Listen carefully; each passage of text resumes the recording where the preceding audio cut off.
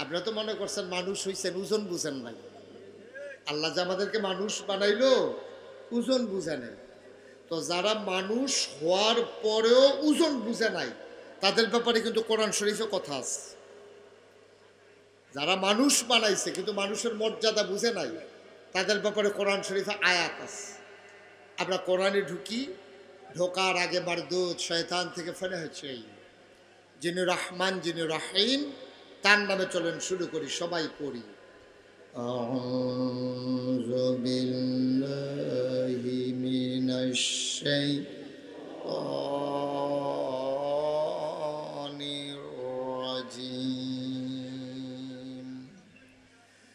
বিসমিল্লাহির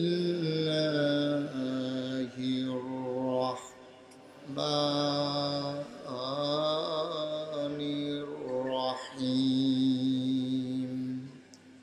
ওয়ালাহুম কুলুবুল লা ইয়াফকাহুনা বিহা ওয়ালাহুম আয়ুনুল লা ইউবসিরুনা বিহা ওয়ালাহুম আযানুল লা ইয়াসমাউনা বিহা উলাইকা কাল আনআম বাল হুম আদাল।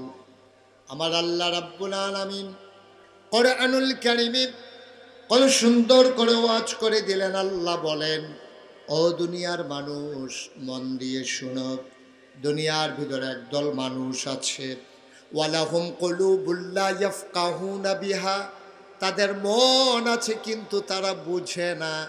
ওয়ালাহুম আয়ুনুল লা ইউবসিরুনা বিহা, তাদের চোখ আছে কিন্তু তারা দেখে না।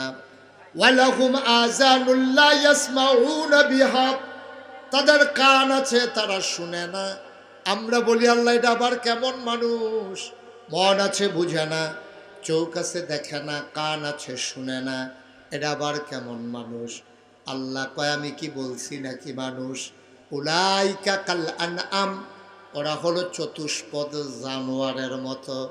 আল্লাহ কয় না রে না, বালহুম আদাল, এটা জানোয়ারের চাইতে আরো খারাপ, ঠিক কিনা? মন থাকার পরে বুঝে না, চোখ থাকার পরে দেখে না, আহা কথা বললেন না, কান থাকার পরে শুনে না। আল্লাহ কয় উলাইকা কাল আনআম, ওরা চতুষ্পদ জানোয়ারের মতো। আমরা বলি আল্লাহ সে কি জানোয়ার? আল্লাহ কয় না, বালহুম আদাল, এটা জানোয়ারের চাইতে আরো নিকৃষ্ট, ঠিক কিনা বলেন? মানুষ নামের কলঙ্ক।